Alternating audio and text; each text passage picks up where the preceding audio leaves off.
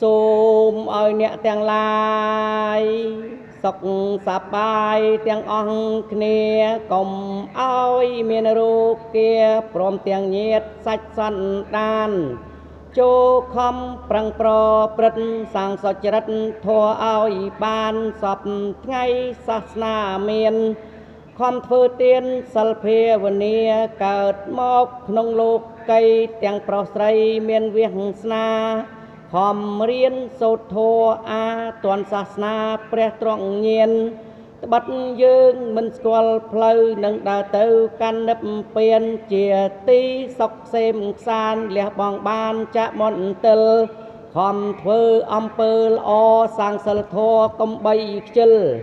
បង្កើតពីទានសិលជួយរំកិលឲ្យផុតទុក្ខព្រះធម៌តែងរក្សាបុគ្គលណាអ្នកប្រព្រឹត្តដោយកាយវាចាចិត្តសុចរិតឥតមានទាស់